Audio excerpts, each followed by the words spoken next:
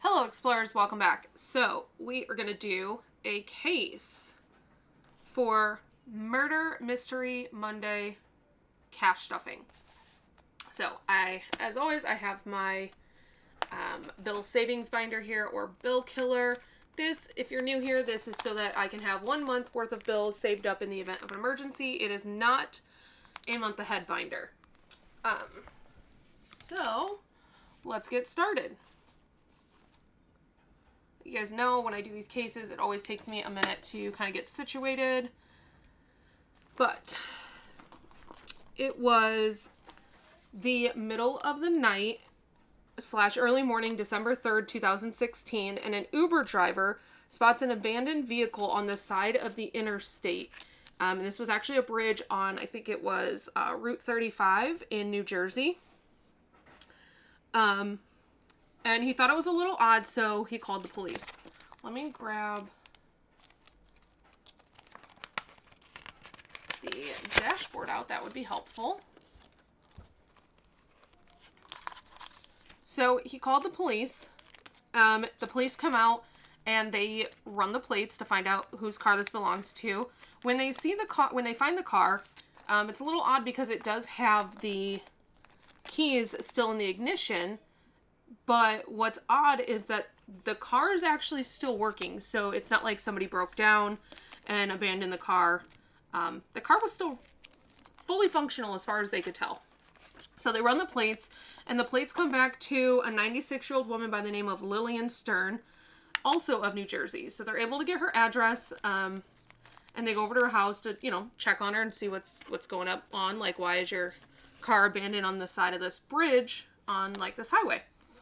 And when they get to Lillian's house and they're speaking to her, because they were able to make contact fairly easily, when they make contact with her, she informs them that her 19-year-old granddaughter, Sarah Stern, is who had been, I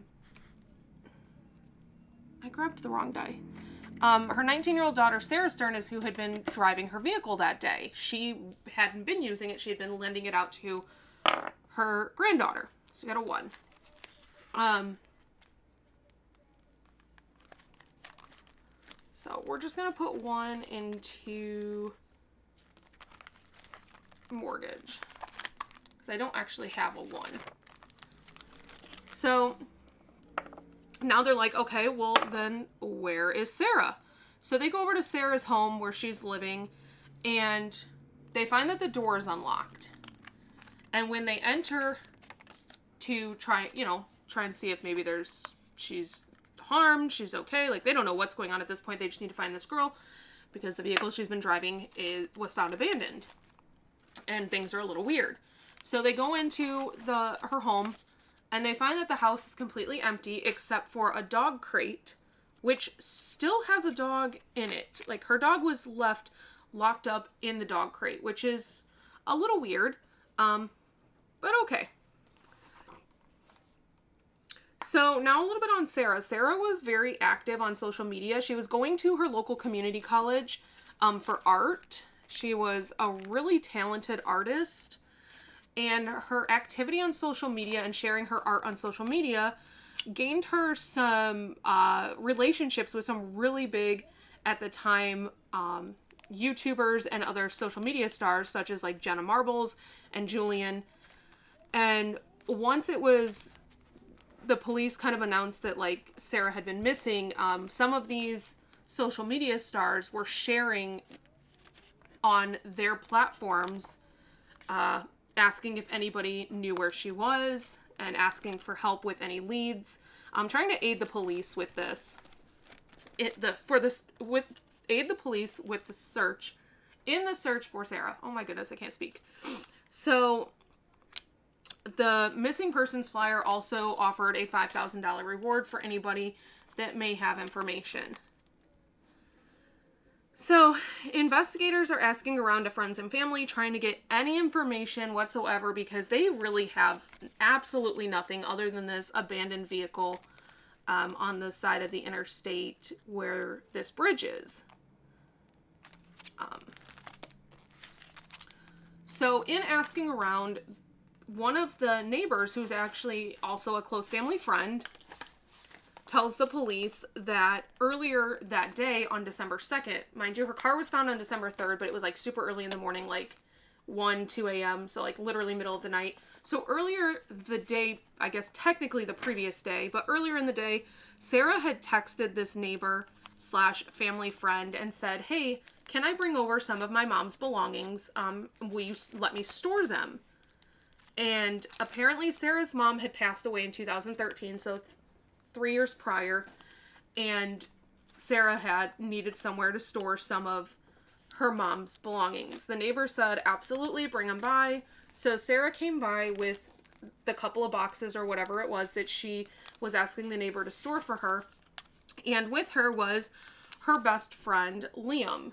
So Liam and Sarah met when they were 6 years old at Sunday school.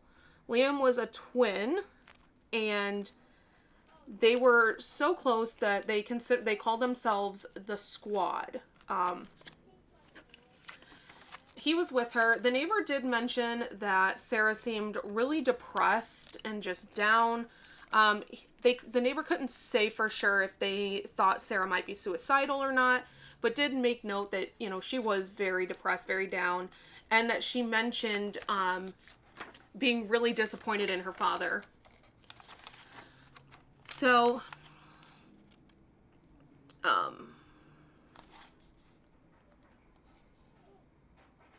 police decide that they obviously need to go talk to this Liam guy, since as of right now, this is the last person they know to have had contact with her before she, just like disappeared. So they're trying to build kind of a timeline and, work up to as closest to the point of where nobody knows where she's been. And at this point, Liam is the last person they know to have been around her or in contact with her. So they get in contact with Liam. They head over to Liam's house. And he tells them that they spent the afternoon together running errands. They had lunch at Taco Bell. And then he had to go into work. He also mentioned that she was depressed and having problems with her dad. And he said that, previously she had talked about, like, in the past, so not recently, but, like, in the past, she had talked about committing suicide, and she had also talked about wanting to run away to Canada, and so he's just kind of giving them, like, all the information, all the things that he knows about her that could possibly help them. Being super cooperative, telling them exactly what they did that day, where they had been, yada, yada, yada. So, they later interviewed him again at the police station, and that's actually when he said that she wanted to run away to Canada. So another neighbor then provided the police with their home security footage, and as did Taco Bell. So Taco Bell's security footage, the neighbor's security footage confirmed the story that Sarah and Liam had gone to the one neighbor's house to give them a couple of boxes, and then confirmed that, they had actually eaten lunch at Taco Bell. Okay, so that was the last dollar in there, so I need to now shuffle this.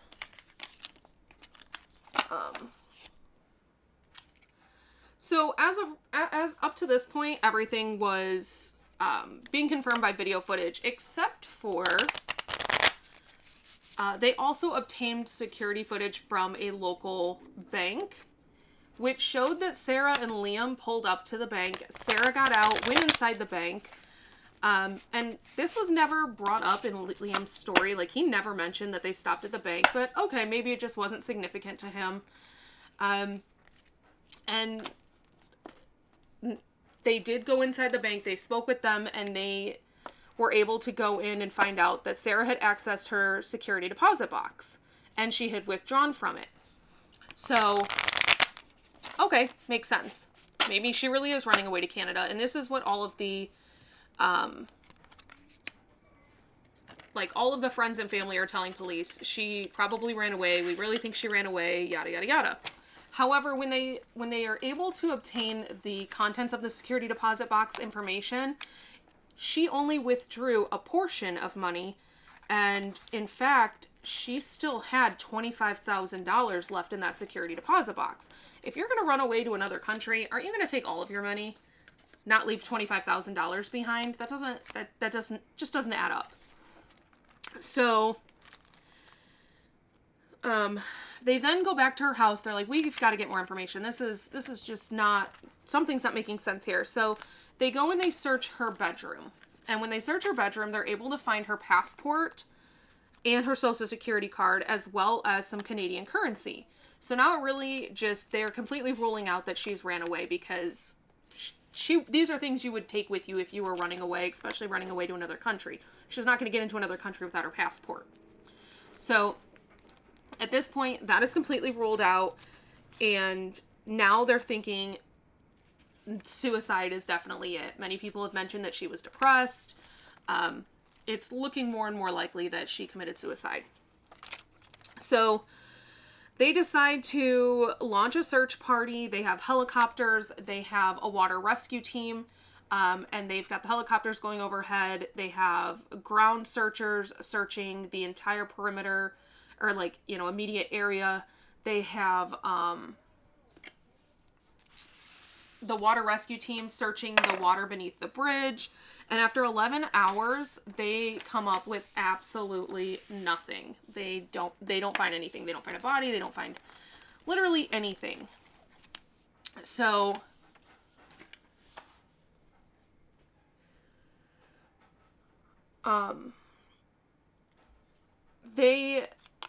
the thing about this bridge is that it's a little river called Shark River, I believe, and eventually it runs into the Atlantic Ocean. So they're thinking if she did jump off the bridge, her body could have easily been washed out to the Atlantic Ocean because of the heavy current.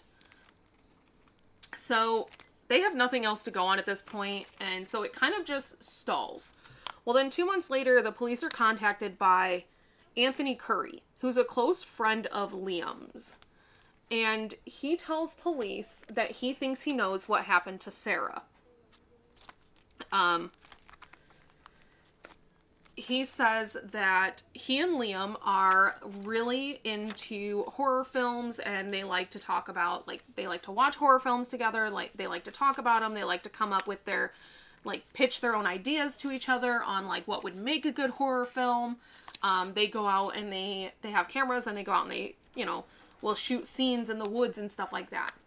And so he tells the police all of this, and he says on Thanksgiving, which was 8 days prior to her disappearance, that he's hanging out with Liam, and Liam says, I have a really good idea, or I have an idea for a horror film.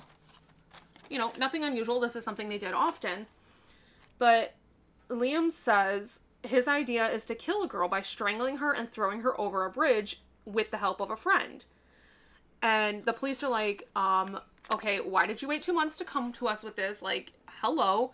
And he said because he didn't know anything at first. He didn't even think about it. And it wasn't until a week later that he saw the missing poster for Sarah that, that's when he found out that she was missing, was literally a week after she was actually missing. And at that point, he's like, I didn't think anything of it. He said it wasn't until he received a Snapchat message from Liam asking him, have the police spoke to you? And that's when he said, he responded to Liam and he said, no, why? And he said, we need to talk in person. It's safer. And he said that's when, alarm bells started going off in his head. And he was like, okay, this is really weird. He definitely had something to do with this. And at that point, he had screenshot the conversation between him and Liam. And, he contacted the police. And this is where we are now. So the police had questioned Liam a few times. And in their third interview, he asked the police kind of a peculiar question. He said, if she jumped off the bridge, do you think her body would be washed away into the Atlantic Ocean? And at the time, the police didn't think anything of it. He was not a suspect. He was very cooperative. He answered all the questions. He had the alibi being at work. He had,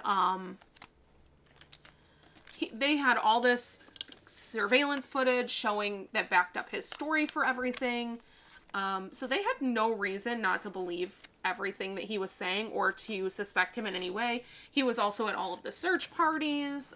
Just, you know, a good grieving, doting friend that was trying to help find his friend. Okay, I need to take $1. We'll just... So, they just had no reason to suspect him. But now, he is definitely on their radar. So, they decide, you know what, Liam has this, like, he obviously feels super safe talking to Anthony because, like, he reached out to Anthony and wants to meet up with him to talk. So, they decide to ask Anthony if he will call Liam and tell Liam, hey, I was, you know, filming some shoots and I broke a camera and can I borrow some money to buy a new camera? Thinking that if Liam did have anything to do with Sarah, he should have money from when she went to her safety deposit box to withdraw earlier that day, the day of her disappearance. So he does. He calls him up and he tells him the story, but he adds in there, hey, can I borrow some of that money you got from that girl? You know, because I broke my camera filming. And Liam responds, maybe. Let's meet to talk because it's safer. So on January 31st, Anthony waits in his car in like a public parking lot for Liam to arrive. Liam shows up, gets in Anthony's car, and tells him, hey man, do you mind if I check you to make sure you're not wired? Can never be too safe. And Liam was like, or Anthony says, yeah, whatever.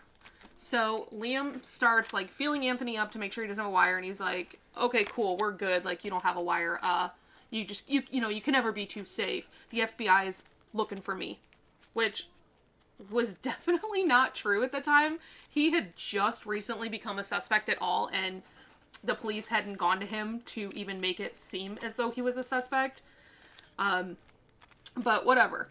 But what Liam didn't know was that while Anthony was not wearing a wire, the police were listening in. They had bugged the entire car and the inside and outside of the car. So they were listening to the whole conversation. And Liam pretty much just starts spilling his guts on what he did. And this kid likes to talk. So Liam starts Anthony asks Liam if he has the money, and Liam starts complaining that he didn't get as much as he thought he would get, and that what he did get wasn't even really usable. So something I forgot to mention was that when she went to the bank, or when the police went to the bank and found the $25,000 in the safety deposit box, the money was incredibly old and like practically falling apart. Probably should have mentioned that earlier so that it made sense now. So when Liam says that, you know, it really wasn't even usable, that's what he's referring to.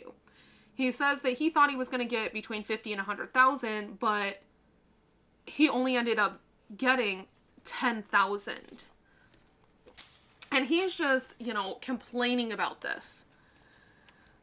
So he then goes on to tell Anthony that he had been planning Sarah's murder for 6 months. So what happened was that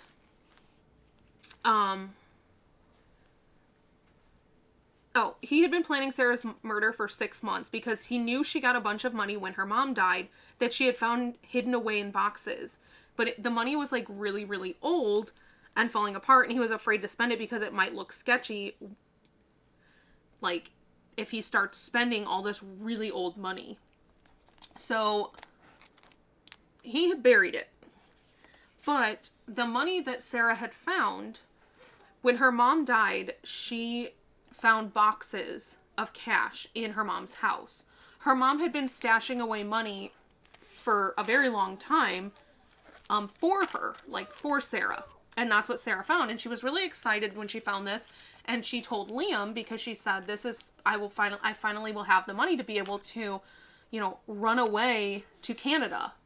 So that's where that comes in when he said that she mentioned wanting to leave for Canada.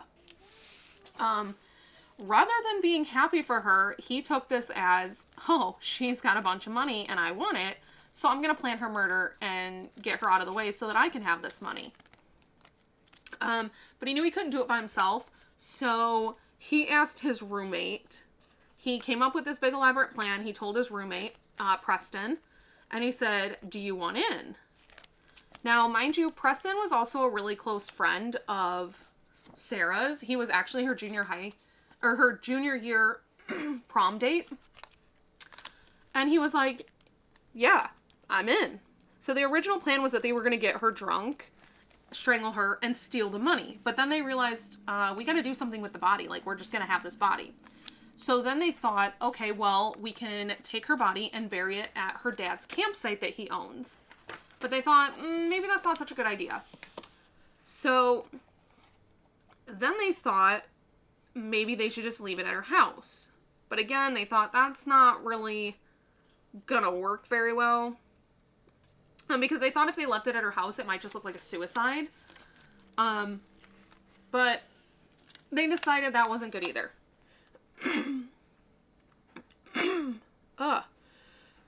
So he then continues to brag. Oh my gosh, 4 kings in a row.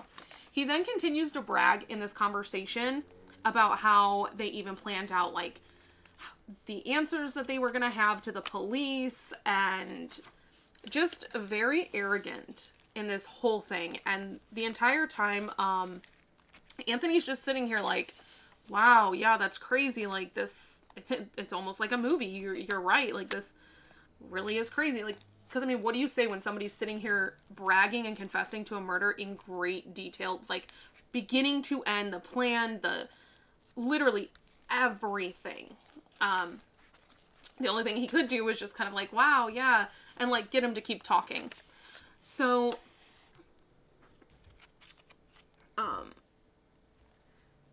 he said, however, he planned that her body would be found in the river, which he said would have proved that she jumped off the bridge committing suicide, and it would basically end everything. Here's what cracks me up about this. Because he was talking about how, he was hoping that her body was going to be found, and when her body wasn't found, he never planned for that, and he needed the body to be found so that it would prove it was suicide, that she jumped. I'm sorry, what? If they find the body, they're going to see the strangulation marks, in which case it's going to show homicide. They never found the body, and had you never opened your mouth, they would have thought suicide. You actually kind of did this to yourself. You kind of ruined everything. Your whole plan. Which thankfully he did, because now she's going to get some justice. But his thought process, that's the one area that just didn't make sense. He thought this so thoroughly through, but he just couldn't keep his mouth shut. And that was his big downfall. So he goes on to explain in detail how he planned everything, and he even timed it. He said he timed it down to, making sure that by the time they were done running the errands they were going to run that day, that he would have to go into work, and then work would be his alibi. I couldn't do this, I was at work. And he had even convinced her to go to the bank and withdraw that money, and he was upset because he thought she was going to withdraw a lot more. He knew she had a lot more, and she only withdrew $10,000. But what he didn't account for was, he said everything took a lot longer than he thought it would. He didn't realize how long it would take to strangle somebody. But he mentioned that when he did strangle her, that he actually timed it on his phone, which, I don't know how long it was. I really don't care, because I think that's so weird. The whole thing is obviously weird, but who does that? Who does any of this stuff? But since it took longer than anticipated, he actually left her body in the bathroom and left for work. During the struggle, however, he lost his cell phone somewhere, and so he was searching the house trying to find his cell phone, where did he lose it? And he just didn't know, but he was like, I gotta get to work. Like, in order to keep this alibi, I have to get to work. So he left to go to work with his cell phone still lost in the house somewhere. And it was at that time that Preston was actually hiding nearby, waiting for him to leave. And then he was come in the back door of her house. And this part doesn't really make sense, but he came in the back door of her house and drug her body out to the bushes in her backyard and then left it there and just waited for Liam to get off work. Not really sure what the point of that was. They could have just left her in the bathroom, but I don't know. So when Liam's done with work, he goes back and he and Preston steal the safe that she had with, like, the money in it. Let's see. And then they loaded her body up into her car in the passenger seat, like, even buckled her in. That way, if they drove past anybody, they would just think that she was, like, sleeping in the passenger seat. So you've got Liam in the driver's seat. You've got her body sitting upright, buckled in the passenger seat. And then Preston was driving his own car, following behind them. And they drove out to, like I said, I think it was Route 35. It was like an interstate bridge type situation. And the plan was for Liam to pull her car up to the side of the bridge, drag her out, throw her body over the bridge, and then Preston was going to do like a U-turn, like past them, do a U-turn, and Liam was going to jump in Preston's car and they were going to take off. However, he didn't realize how heavy her body would be to throw over the bridge. So he got her out of the car and he was dragging her over there, and then he saw headlights coming towards him. So he said the adrenaline of seeing those headlights, he suddenly got like a boost of, I guess, strength, and he threw her back in the car and waited for the headlights to pass. And then once the headlights passed, he walkie-talkied over to Preston and told him, I need your help. I can't get her, like, over the bridge.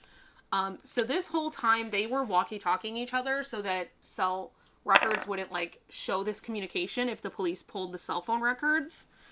Like I said, they thought this out real thoroughly, which is terrifying. And so they did that and they left, and he even mentioned that he left the keys in the ignition because he said it would make it more believable that she committed suicide. I don't really know how that has anything to do with it, but that's what he said, while he was bragging about this whole thing. So then, because of all of this whole confession, pretty much unprovoked confession, by the way, police arrested Liam on February 2nd, 2017 under a ridiculous amount of charges, which, I mean, he deserved them. I'm not going to say he didn't. I don't know if I put the dollar in there. I think I did. But all of his charges were first degree. He got, like, first degree murder, first degree conspiracy to commit murder, first degree, I think it was theft, first degree,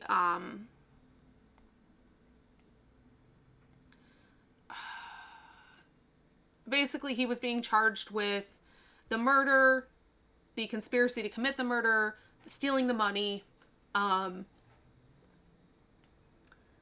the disposal of the body, and then hindering apprehension for, like, lying to the police. Like, they hit him with everything, and all of it was first degree. Meanwhile, they hit Preston with all of the same charges, but in the second degree. So Preston testifies against Liam. Like, he just spilled everything and testified against Liam and received 18 years and is eligible for parole in 2032. Liam's defense team basically says that Preston's lying. Like, Preston's just a liar. And then their rebuttal against the tape was that that wasn't really a confession. Anthony was auditioning to try and boost his own film career. And that's all that was. It wasn't a real confession. So then the defense team also calls in an eyewitness, this random guy named Craig, good old Craig, always a Craig, who claims that he saw Sarah walking on the bridge at 5 a.m. dressed in a fur coat, like a short skirt or something, high heels. His description made her out to look like a working girl, like a sex worker. And it just didn't make sense. It did not make sense. And the prosecution was able to prove that he did not see her because he said he saw the car and he saw her walking. But prosecution was able to prove that that wasn't the case because the car had been towed from the bridge 2 hours prior to what time he said he saw her. But he is swearing that it was her. He saw the missing person sign or flyer, and that's where he made the connection that it was her that he saw. Blah blah blah blah blah. It just doesn't make sense. And then you have Liam's mom, who comes on as a character witness, saying that the whole thing was a setup with Anthony, and that Liam loved Sarah and he could never do this. He would never do this to her, blah, blah, blah, blah, blah. Yeah, the jury wasn't believing it, and so he was convicted on all charges and was sentenced to a life in prison without the possibility of parole plus 10 years. Now, the community, on the other hand, was just really struggling to believe that any of this was true. They were talking about how, Liam was just such a good kid, and he and Sarah were best friends, and he would never do that to her, and they were just really, really struggling with the idea that he could have done this. And they basically refused to believe it. But, I mean, the kid's a psychopath. He did it.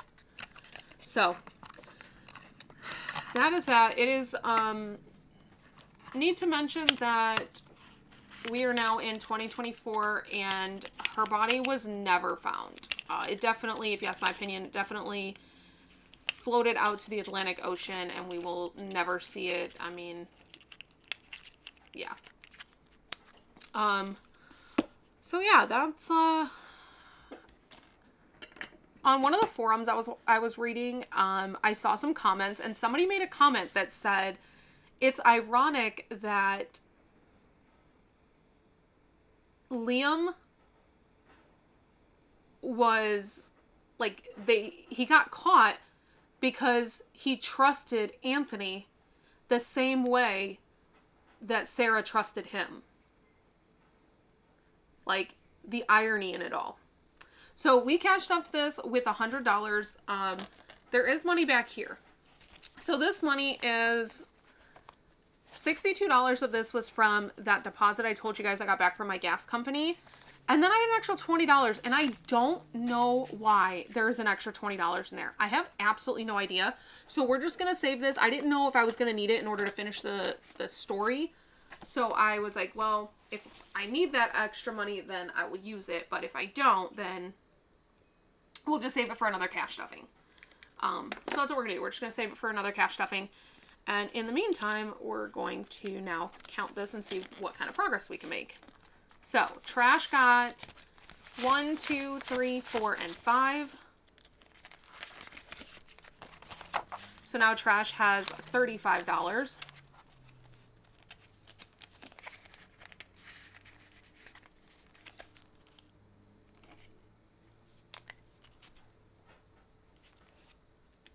Why did I do that?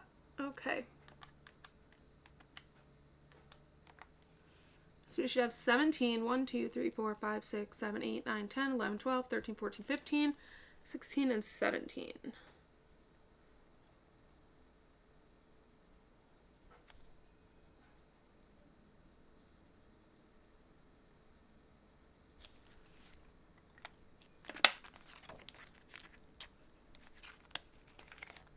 Okay. Next is gas, and gas got 1, 2, 3, 4, 5, 6, 7, 8, 9, 10. Gas got a lot. I rolled a lot of 3s though. 10, 11, 12, 13, 14. So that's 19. That's 39. $39 for gas.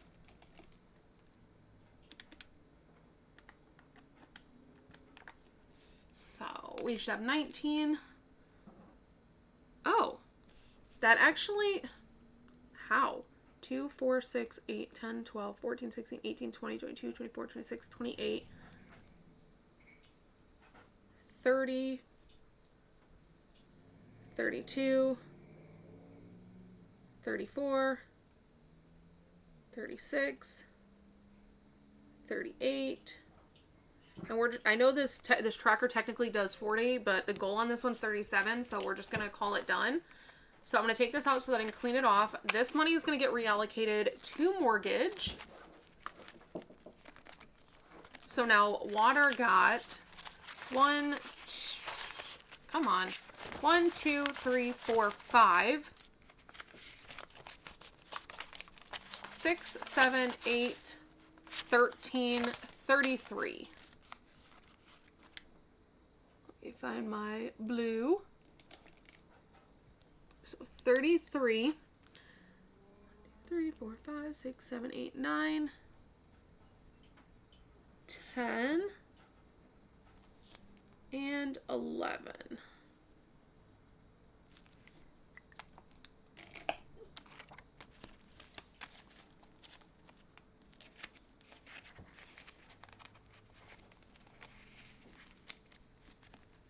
Okay. Internet. Got 1, 2, 3, 4, 5, 6, 7, 8, 9, 10. So it has 20, 35, 45. So should have 11 on here. 4, 5, 6, 7, 8.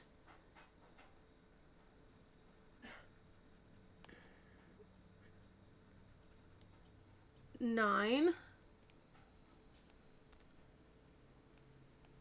10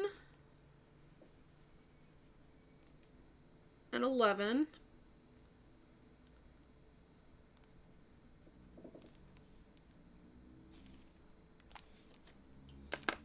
Coloring in a lot today. I feel like it's been a while since we've really colored any in, so. Okay, Progressive. Got 1, 2, 3, 4, 5, 6, 7, 8, 9, 10. So we have $50 in Progressive.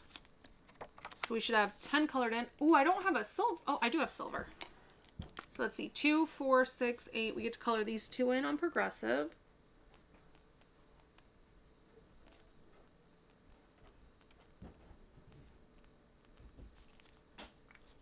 No, I just markered on the hand.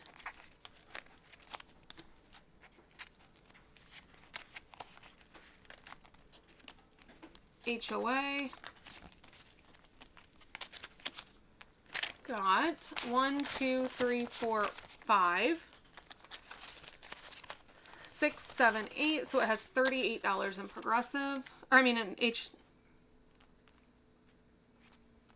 Which one did I just... I am so confused right now. Hold on. 38, yes, for HOA. So we should have 5 colored in on HOA.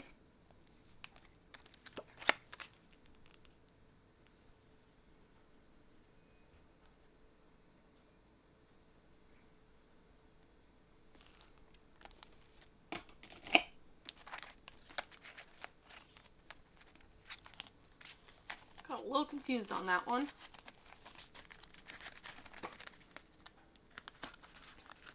Dollar didn't want to go in there. AT&T.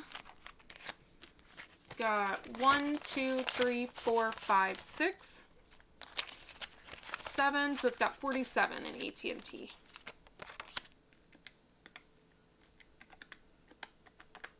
So we should have 5 colored in. Oh, I don't have a black marker over here. I forgot I took all the black markers out of my jar thingy because I have several black markers.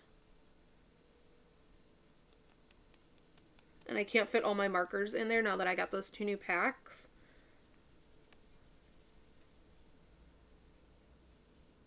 Okay. So.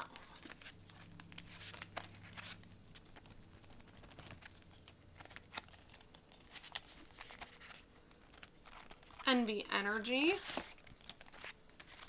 Got 1, 2, 3, 4, 5, and 6. 7, 8. So it's got $48. And there's nothing we can do here. This is the first one I think we're not coloring any in on. That's because each icon is $10. So next is Ford, which we probably won't color one in here because each icon is $20. Oh my gosh, this binder is like the only binder that they get caught because the teeth are like not lined up properly. So Ford is getting 1, 2, 3, 4, 5. So it has 55. Wait. It has 35. My bad. I was like, wait, if it had 55, it should have 2 cars colored in. It has 1 car colored in. Okay, and mortgage. So this is what we have from finishing gas. So let's see how much mortgage actually got. I didn't realize mortgage got this much. 1, 2, 3, 4, 5, 6, 7, 8, 9, 10, 11, 12, 13, 14, 15, 16, 17, 18, 19, 20, 21, 22. I'm going to put that on the calculator so I don't forget. Plus we're adding in 25, 26, 27, 28, 29, 30, 31, 32, 33, 34, 35, 36, 37, 38, 39. So we're adding $61 to mortgage, and mortgage has, I believe we will get to color one in.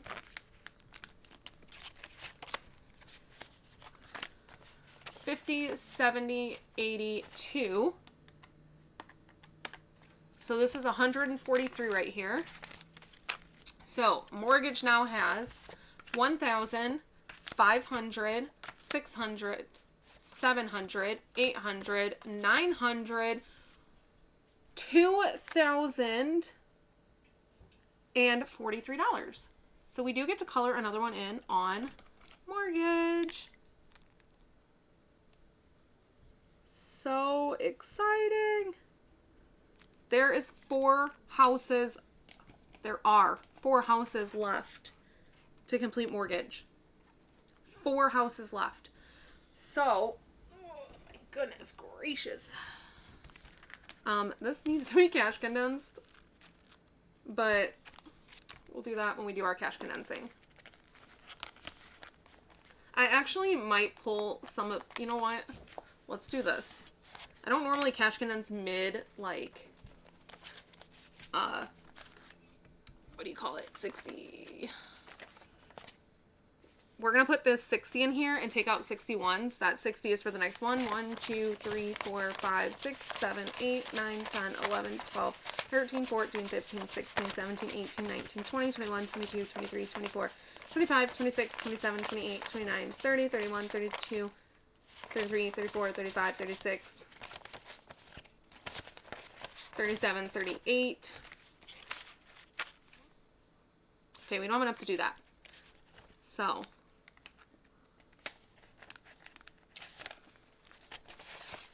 let's see what we can do. 1, 2, 3, 4, 5, 6, 7, 8, 9, 10, 11, 12, 13, 14, 15, 16, 17, 18, 19, 20. So we're going to take 20 of those ones, put in a 20, and then 1, 2, 3, excuse me, 1, 2, 3, 4, 5, 6, 7, 8, 9, 10. I'm going to take this 10. 1, 2, 3, 4, 5, excuse me. So that's 15 plus this 5 is 20, so that we can take another 20. And that will help. It's also going to make it a lot easier when I want to count it for the next cash stuffing. So let's just make sure we still have the same amount in here. 1,000, 500, 600, 700, 800, 900, 950, 970, 990, 2010, 2030, 2043. So 2043 in there still.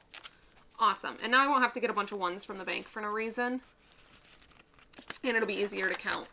I will have to get some ones unless I can condense other places in here. But that is officially it. And I will see you guys back here tomorrow for Travel Tuesday. So until next time, bye.